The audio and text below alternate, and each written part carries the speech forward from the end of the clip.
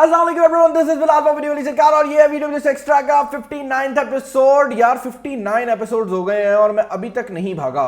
मेरे level of dedication को check कर रहे हो भाई, अभी तक नहीं भागा। लेकिन आपने भी अभी तक सब्सक्राइब किया हुआ, नोटिफिकेशन ऑन नहीं की हुई, और कुछ तो ऐसे हैं जिनने सब्सक्राइब भी नहीं किया हुआ। दिल पे लगती है, लेकिन मैं कहता हूं डोंट पैनिक, कोई मसला नहीं है, करेंगे। आज दोबारा मौका देता हूं आपको, सब्सक्राइब करके देखें, बहुत मजा आएगा आपको। हम खुश लोग हैं। मैं खुश्क कहने लगा था, फिर मुझे याद है नहीं, खुश कहना है, खुश। उर्दू थोड़ी सी खराब हो रही है। खैर, आज की खबरों की तरफ चलते हैं। खबरें काफ़ी इंटरेस्टिंग हैं और मैं एक छोटा मोटा टेक रिव्यूअर हूं, तो खबरें टेक के रिलेटेड ही होती हैं। इंट्रोडक्शन पता नहीं मैं क्यों दे रहा हूं अपने शो का, लोग अगर देख रहे हैं तो उनको पता ही होगा।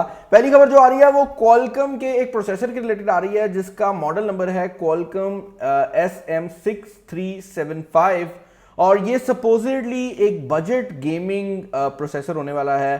पाकिस्तानी मार्केट के हिसाब से देखा जाए तो आई वुड से कि ये 80,000 70,000 की रेंज वाला प्रोसेसर है। और इस प्रोसेसर के अंदर जो सबसे बड़ी हाईलाइट बताई जा रही है वो ये है कि इसके अंदर बजट सीरीज के अंदर आपको 144 हर्ट्ज गेमिंग की जो फैसिलिटी है वो देखने को मिल जाएगी। अब 144 हर्ट्ज जो गेमिंग है ये मोस्टली टॉप एंड डिवाइसेस में देखने को मिलती है और ये मोस्टली गेमिंग फोन्स पे ही आती है। तो इवन जो फ्लैगशिप फोन्स कंपनीज बना रही हैं, जिसमें सैमसंग वगैरह आ जाते हैं, तो उनके जो फ्लैगशिप फोन्स हैं उनमें भी ये 144 हर्ट्ज डिस्प्ले हमें देखने को नहीं मिलता।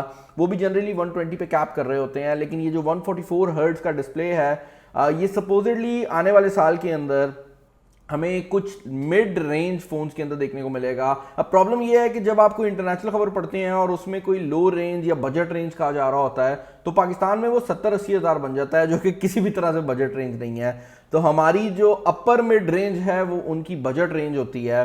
खैर, इस प्रोसेसर के अंदर जो चीज़ें बताई जा रही हैं वो ये है कि यहाँ पर क्रायो गोल्ड की जो कोर्स लगाई गई हैं वो होने वाली हैं और इसके अंदर कुछ वेरिएंट्स होंगे जिनमें 2.1 से लेकर 2.5 गीगाहर्ट्ज तक की जो स्पीड है वो दी जाएगी। और इसके अंदर जो जीपीयू है वो 800 से 960 मेगाहर्ट्ज तक आ रहा होगा। अब इससे पहले होता ये था कि जब एसओसी का नाम आता था तो उसके अंदर जो आपको एक्चुअल क्लॉक स्पीड देखने को मिलती थी वो सेम होती थी अक्रॉस द बोर्ड। लेकिन उसके बाद हमने देखा है कि डिफरेंट मोबाइल फोन्स के साथ, डिफरेंट कंपनीज के साथ क्वालकॉम कोलैबोरेट करती है और उन खास मोबाइल फोन्स के ऊपर हमें थोड़ी एक्स्ट्रा परफॉर्मेंस देखने को मिलती है। प्रोसेसर वही लगाया होता है, लेकिन बस उसकी जो क्लॉक स्पीड है वो थोड़ी ओवर क्लॉक की होती है, जिसकी वजह से जो ओवरऑल परफॉर्मेंस है वो थोड़ी सी बढ़ जाती है। अब यहाँ पर इस प्रोसेसर का एग्जैक्ट मॉडल नंबर तो हमारे सामने नहीं है, लेकिन ये सपोजिटली क्वालकॉम की जो 765 सीरीज है उसके करीब में कहीं पर आने वाला है। तो ये 785 या कुछ इस तरह का नाम होगा, क्योंकि जब 800 में जाते हैं तो वो फ्लैगशिप नाम चले जाते हैं। तो ये 700 के अंदर ही कहीं पर रहेंगे। एग्जैक्ट नाम क्या आता है वो अभी क्वालकॉम ने रिवील नहीं किया। आज भाई खबरें एक के ऊपर एक मारनी है, मैंने ऐसे ऐसे उठा के मारनी है। ये मैं मारने लगा था, फिर स्क्रीन टूट जाएगी, पैसे नहीं है नहीं खरीदने के। लेकिन आज की जो नेक्स्ट खबर आ रही है वो टेक्नो के रिलेटेड आ रही है, जहां पर टेक्नो कैमन 18 जो है वो हमारे सामने ऑफिशियली आ चुका है। और टेक्नो कैमन 18 जो है ये बहुत जल्द पाकिस्तानी मार्केट के अंदर भी लॉन्च होने वाला है। मैंने इसकी पूरी जो खबरें थी वो आपको इससे पहले भी प्रोवाइड की थी। टेक्नो का जो कैमन 18 है, इसमें जो सबसे बड़ी हाईलाइट होने वाली है, एक तो वो हीलियो G96 होने वाला है, जो कि हम सब एक्सपेक्ट कर रहे थे। और उसके अलावा यहाँ पर पेरिस्कोप कैमरा जो है वो हमें देखने को मिलेगा। और यहाँ पर जो कैमन 18 प्रो है उसके अंदर हम ये भी एक्सपेक्ट कर रहे हैं कि हमें जो OIS है वो गिम्बल वाली OIS देखने को मिलेगी, जिस तरह हम पहले वीवो की तरफ से देख चुके हैं, बट उसके रिलेटेड कोई ऑफिशियल कंफर्मेशन नहीं है। अब कैमन 18 जो है इसके अगर आप ऑफिशियल रिलीज डेट की बात करते हैं तो ये अक्टूबर के अंदर इंटरनेशनली भी आ रहा है। और मजेदार बात यह है कि इसका जो पाकिस्तानी लॉन्च टाइम है वो भी इसी टाइम के करीब है, तो आपको बहुत जल्द ये पाकिस्तानी मार्केट के अंदर भी देखने को मिल सकता है। सबसे बड़ी चीज जो कि इन फोन्स के बारे में मैंने नोटिस की है वो ये है कि अब कैमन सीरीज जो है ना वो प्रीमियम डिजाइन वाली साइड पर जा रही है। लाइक ये जो मोबाइल फोन्स हैं दिखने में बाकायदा प्यारे लग रहे हैं यार। और मुझे याद है टेक्नो बड़ा नीचे से स्टार्ट हुआ है और टेक्नो ने आहिस्ता आहिस्ता करके अपने मोबाइल फोन्स को बेहतर बनाया है और अब एक ऐसा पॉइंट आ गया है जब वो डोमिनेट कर रहे हैं। और इस प्राइस कैटेगरी में, ये जो 20 से लेकर 40 हज़ार की प्राइस कैटेगरी है, टेक्नो एक मेजर प्लेयर है। अभी हमने रिसेंटली टेक्नो का जो फैंटम फोन है वो भी देखा, उसने भी काफ़ी ज़्यादा लोग जो थे वो अपनी तरफ घेरे, क्योंकि वो फ़ोन काफ़ी अच्छा था। ऑल्दो प्राइसिंग मेरे हिसाब से ज़्यादा थी, लेकिन अगेन वो बल्क लोगों को टारगेट करना ही नहीं चाह रहे थे। बात हो रही है प्राइसिंग की, तो भाई कैनन ने कहा है कि हमारा सबसे महंगा जो मिररलेस कैमरा है वो हमने लॉन्च कर दिया है और ये है कैनन EOS R3 Pro। अब अगर आप लोग इससे पहले देख चुके हो तो कैनन के जो बड़े कैमराज आते थे मार्क 1 वाले, ये बेसिकली उसी टाइप की बॉडी के अंदर आता है, but this is a camera जो कि फोटोग्राफी के अंदर और वीडियोग्राफी के अंदर दोनों में आपको बहुत अच्छी क्वालिटी प्रोवाइड करने वाला है। And this is a full on professional camera. Like आप उसकी साइज से ही देख सकते हो कि ये कितना बड़ा है। नीचे वाले एरिया में आप देख सकते हैं कि यहाँ पर जो ग्रिप है जो नॉर्मल कैमराज में हम खरीद के लगाते हैं वो ऑलरेडी मौजूद है। और इसके अंदर जो सबसे बड़ी बात है वो ये है कि इसके अंदर जो सेंसर्स हैं वो भी काफ़ी अच्छे लगाए गए हैं। यहाँ पर ऑब्वियसली आपको 4K 120 FPS जो है वो भी मिल रहा है और कैनन का जो लॉक 3 है वो भी ये सपोर्ट करता है। और उससे भी बड़ी बात ये है कि ये आई डिटेक्शन ऑटो फोकस के साथ आता है। तो बेसिकली आप अपनी आंख का यूज़ करते हुए जो ऑटो फोकस है उसको चेंज कर सकते हैं, जो कि एक बहुत मज़ेदार बात है। इसके रिलेटेड कुछ वीडियोस और कुछ हैंड्स ऑन वीडियोस जो हैं वो ऑलरेडी लग चुकी हैं यूट्यूब पे, पीटर मैकेनन के चैनल पे भी लगी हुई थी। तो अगर आप इस पर ज़्यादा डिटेल में जानना चाहते हैं आई वुड सजेस्ट कि आप वो वीडियोस देख लें, क्योंकि to be very frank cameras में मुझे बहुत पता है, लेकिन जब आप बात करते हैं इतने हाई एंड कैमराज की तो आई वुड सजेस्ट कि आप किसी बड़े एक्सपर्ट की बात सुने। मतलब वो होता है ना, जब कोई मसला होता है दिल का तो आप एक नॉर्मल डॉक्टर के पास जाते हैं, लेकिन फिर वो आपको कहता है कि भाई इसने नहीं बचना, इसको लाहौर ले जाएं। तो कैमरा वाली साइड पे मैं कहूँगा पीटर मैकेनन ले जाएं। नेक्स्ट न्यूज़ हमारे सामने आ रही है भाई, वो हवावे की एक नई वॉच के रिलेटेड आ रही है जो कि हवावे वॉच डी के नाम से आ रही है। पता नहीं नाम क्या सोच के रखा है इनने, लेकिन वॉच डी जो है सपोजिटली ब्लड प्रेशर मॉनिटर के साथ आने वाली है। और अगर आप इसके डिज़ाइन की बात करते हैं तो उम्मीद की जा रही है कि इसका जो डिज़ाइन है वो हवावे की वॉच फिट जैसा होगा, जिसका डिज़ाइन काफ़ी हद तक हवावे के बैंड 6 जैसा है। तो आपको ये काफ़ी हद तक बैंड डिज़ाइन में देखने को मिलेगी, लेकिन इसके अंदर आपको जो ब्लड प्रेशर मॉनिटर है वो देखने को मिल जाएगा। और बाकी जो फीचर हैं जिसमें SP02 हार्ट रेट मॉनिटरिंग वो चीज़ें हैं वो भी यहाँ पर आपको देखने को मिल जाएगी। यहाँ पर मैं ये चीज़ इंक्लूड करना चाहूँगा कि इसके अंदर एक और चीज़ जो कि इंटरेस्टिंग है वो बॉडी फैट मॉनिटर है, जो कि इससे पहले हम सैमसंग की वॉच 4 के ऊपर देख चुके हैं। तो वो भी एक काफ़ी इंटरेस्टिंग चीज़ होने वाली है। और एक और चीज़ जो कि बड़ी इंटरेस्टिंग है वो ये है कि हवावे पाकिस्तान के अंदर काफ़ी अग्रेसिव हुआ हुआ है IoT के रिलेटेड। तो मुझे उम्मीद है कि जब ये इंटरनेशनली लॉन्च होगी ना, इसका पाकिस्तानी लॉन्च भी ज़्यादा दूर नहीं होगा। नेक्स्ट न्यूज़ हमारे सामने आ रही है वो Realme के C25Y के रिलेटेड आ रही है, जो कि C25S का अपर वेरिएंट होने वाला है भाई। और यहाँ पर जो फ़ोन है ना वो एंटायरली डिफरेंट डिवाइस है। अब ये पाकिस्तानी मार्केट के अंदर लॉन्च होता है या नहीं होता वो बड़ी इंटरेस्टिंग चीज़ होने वाली है। लेकिन एक बहुत बड़ा मूव जो कि Realme ले रही है यहाँ पर वो इसके प्रोसेसर की फॉर्म में है, जो कि यूनिसॉक कंपनी की तरफ से आता है। अब आप सोच रहे होंगे कि आपने इस कंपनी का नाम नहीं सुना। भाई मैंने भी मुझे 5 साल हो गए हैं यूट्यूब पे, आई थिंक मैंने 2 फोन्स यहाँ पर अनबॉक्स किए हैं जिसमें इस कंपनी का प्रोसेसर था, और ये बिल्कुल लो एंड फोन्स थे। तो आई डोंट नो कि एग्जैक्टली इसकी परफॉर्मेंस कैसी रहने वाली है, क्योंकि ये प्रोसेसर जो कि यहाँ पर मेंशन किया गया है मैं ट्राई आउट नहीं कर चुका, लेकिन मुझे उम्मीद है कि ये एक कंपैटिटिव प्रोसेसर होगा, क्योंकि इसके अंदर जो कैमरा लगाया जा रहा है वो 50 मेगापिक्सल का लगाया जा रहा है। तो आई एम अज्यूमिंग कि ये रेडमी के जो रेडमी 10 है उसको टारगेट कर रहा है, क्योंकि उसके अंदर भी 50 मेगापिक्सल कैमरा जो है वो इंट्रोड्यूस हुआ है। इससे पहले या 48 होता था या 64 होता था। इसके अलावा यहाँ पर 6000 mAh की बैटरी है, और वो बैटरी भी जो Realme C25 या C25S हैं उनसे थोड़ी ज़्यादा है। तो देखने में आएगा कि ये फ़ोन पाकिस्तान में लॉन्च होता है या नहीं होता। लेकिन अभी के लिए सिर्फ यही कहना चाहूँगा कि भाई इसका जो डिज़ाइन है वो देखने में काफ़ी डिफरेंट है। अगर आप इसको नॉर्मल जो C25 या C25S हैं उनके साथ कंपेयर करते हैं, ये बिल्कुल ही एक नए डिज़ाइन में आता है जो कि इससे पहले हमने C सीरीज़ के अंदर नहीं देखा। यहाँ पर ख़बरें बहुत ज़्यादा हैं, और ख़बरें कुछ ऐसे ब्रांड्स के रिलेटेड भी हैं जो कि अभी ऑफिशियली पाकिस्तान के अंदर नहीं आ रहे। और उनके अंदर एक ब्रांड है GoPro जो है भाई, GoPro के कैमरा सबको पता है। इनफैक्ट जो छोटे कैमराज हैं ना वो किसी भी कंपनी की तरफ से हैं उसको GoPro कहा जाता है। तो ये इतने ज़्यादा पॉपुलर हैं, और इनकी जो क्वालिटी है वो हमने देखा है टाइम बाय टाइम जो है वो बढ़ती जा रही है। बट अब ये एक ऐसे पॉइंट पर आ गए हैं कि इस कंपनी को भी सोचना पड़ रहा है कि नेक्स्ट क्या इंक्लूड करें। लेकिन अभी भी GoPro वाले जो हैं वो रुक नहीं रहे, और GoPro Hero 10 Black जो कि GoPro Hero 10 का भी टॉप एंड वेरिएंट होने वाला है, उसके कुछ लीक्स और रूमर्स हमारे सामने आए हैं, जिसके अंदर बताया ये जा रहा है कि अब आपको 5K वीडियो रिकॉर्डिंग 60 फ्रेम्स पर सेकंड में मिल जाएगी और 2.7 की वीडियो रिकॉर्डिंग आप 240 FPS के ऊपर रिकॉर्ड कर सकेंगे। तो आप इसको काफ़ी ज़्यादा स्लो मोशन में लेकर जा सकेंगे। और इसके अलावा एक और चीज़ जो कि हाइपर स्मूथ के नाम से आती है, जो कि बेसिकली इनकी इन बॉडी स्टेबलाइजेशन का एक मैकेनिज्म है जो कि EIS OIS दोनों को यूज़ करता है। तो उसकी जो है उसका भी लेटेस्ट वर्जन जो है वो हमें इसमें देखने को मिल जाएगा।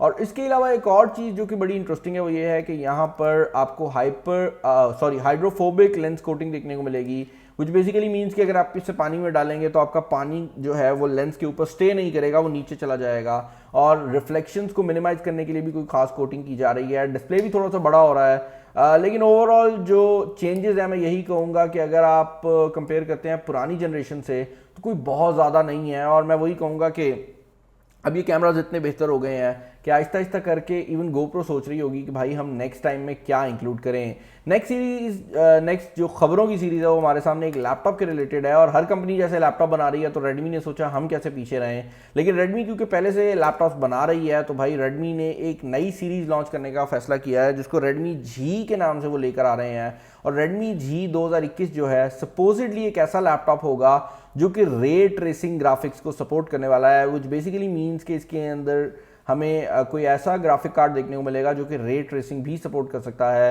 यहाँ पर Core i5H सीरीज़ के प्रोसेसर लगे होंगे और उसके अलावा यहाँ पर i7 का भी एक मॉडल आ रहा है और NVIDIA का 650 GPU जो है वो इसके अंदर लगाया जाएगा और 650 Ti जो है वो आपको देखने को मिलेगा आपके Core i7 वर्जन के ऊपर। और यहाँ पर यह भी बताया जा रहा है कि इसका एक कोई टॉप एंड मॉडल भी आने वाला है जो कि सपोजिटली लिमिटेड होगा और शायद सिर्फ चाइना के अंदर आए और वो Core i9 प्रोसेसर के साथ भी आ सकता है। तो ये फुल ऑन गेमिंग को टारगेट कर रहे हैं और इनका जो डिज़ाइन है उसके बारे में भी यही बताया जा रहा है कि ये गेमिंग को टारगेट करेंगे। जो 2020 का डिज़ाइन है अगर वो आपको दिखाया जाए तो वो कुछ इस तरह का डिज़ाइन था, आप देख सकते हैं काफ़ी गेमर एस्थेटिक है और बैक पर भी जो लाइट्स हैं वो दी गई हैं जिस तरह आप किसी भी गेमिंग लैपटॉप से एक्सपेक्ट करते हैं।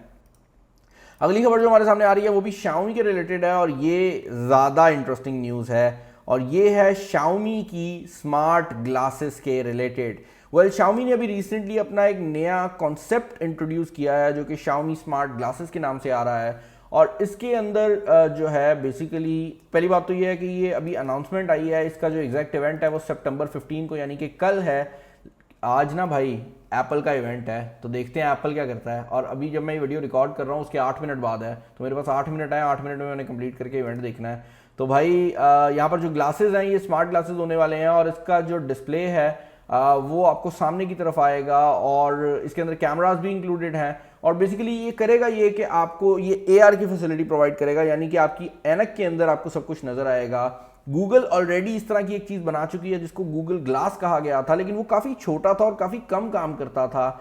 ऑन द अदर हैंड यहाँ पर जो चीज़ें हैं वो ये हैं कि इंस्टेड कि ये आपको रिफ्लेक्ट करें कोई चीज़ को, ये आपके एक्चुअल डिस्प्ले के ऊपर शो करेंगी और इसका डिस्प्ले भी काफ़ी बेहतर है। और क्योंकि ग्लासेस काफ़ी बड़ी और एक फुल ऑन ग्लासेस है तो इसके अंदर फीचर्स भी जो है वो ज़्यादा एक्सपेक्टेड है। अब एग्जैक्ट क्या क्या आता है वो कल ही हमें पता लगेगा। वैसे काफ़ी लीक्स जो हैं वो हमारे सामने आ चुकी हैं, लेकिन मैं इस पर बात नहीं करूँगा। अगले जो एपिसोड है उसके अंदर मैं आपको एग्जैक्टली बताऊँगा कि क्या है। अभी के लिए आप डिज़ाइन से गुजारा करें।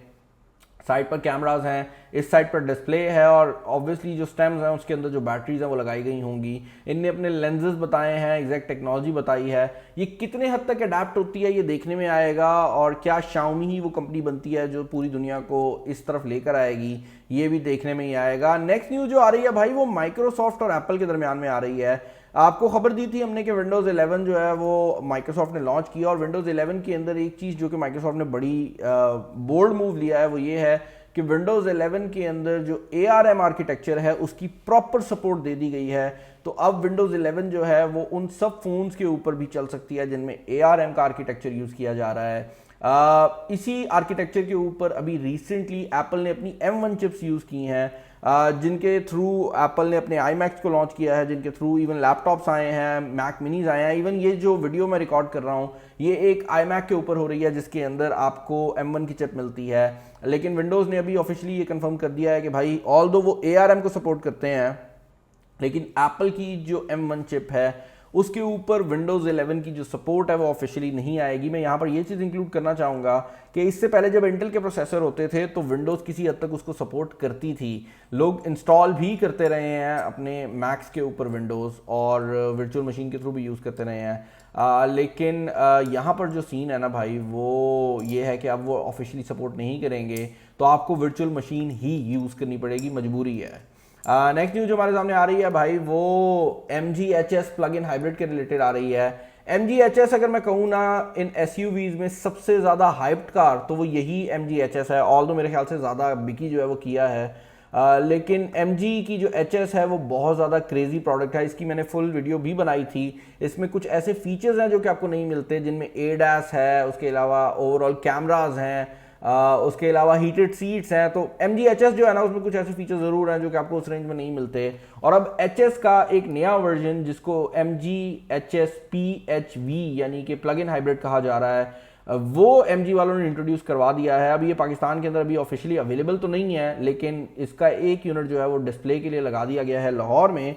और इस गाड़ी का कमाल ये है कि MGHS का सबसे बड़ा प्रॉब्लम क्या है? सबसे बड़ा प्रॉब्लम है उसकी एवरेज, क्योंकि वो टर्बो इंजन है तो 1.5 टर्बो आपको बहुत बुरी एवरेज देता है। इवन लोकल सिटी के अंदर जो दोस्त यार हैं वो बताते हैं कि ये कोई 8-9 की एवरेज देती है एट मैक्स, और अगर आप इसको भगाते हैं तो ये 6 या 7 तक भी चली जाती है, which is nuts because generally इस रेंज के अंदर जो दूसरी गाड़ियां हैं वो काफ़ी अच्छी एवरेज दे रही हैं। लेकिन अब अगर आप ये PHV वाली मॉडल लेते हैं तो इसमें आपको ये फैसिलिटी मिलेगी कि एक तो ये प्लग इन हाइब्रिड होगी तो वो जो हल्का फुल्का इलेक्ट्रिक कार वाला कॉन्सेप्ट है वो भी आ जाएगा, और दूसरा इसकी जो एवरेज है वो MG क्लेम करती है कि कुछ केसेस में 55 किलोमीटर तक भी चली जाएगी पर लीटर। लेकिन आई डोंट नो उसके पीछे एग्जैक्ट क्या कैलकुलेशन है। पर्सनली प्रोडक्ट अच्छी लग रही है, लेकिन इसका जो रेंज बताई जा रही है वो तकरीबन 8 मिलियन के करीब बताई जा रही है। तो क्या ये उस रेंज में जाके सेंस बनाएगी, और क्या लोग ये लेंगे या फिर वो टोयोटा करोला क्रॉस को भी कंसिडर करेंगे, क्योंकि वो भी एक प्लग इन हाइब्रिड है। और उसके बारे में भी लोगों ने कहा था कि भाई वो बड़ी महंगी है, 8 मिलियन कौन खर्चेगा, क्योंकि जब आप 8 मिलियन के बजट में जाते हैं तो फॉर्च्यूनर आ जाती है। तो वो एक इंपॉर्टेंट चीज़ है, देखने में आएगा कि लोग क्या करते हैं।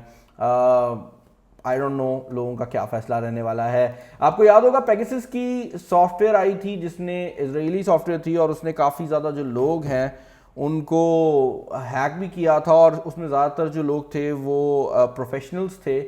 तो भाई एप्पल की एक नई सिक्योरिटी अपडेट आई है जिसने इस पेगासस स्पाईवेयर की जो वनरेबिलिटी है उसको फिक्स किया है आईफोन्स, आईपैड और iMac के ऊपर।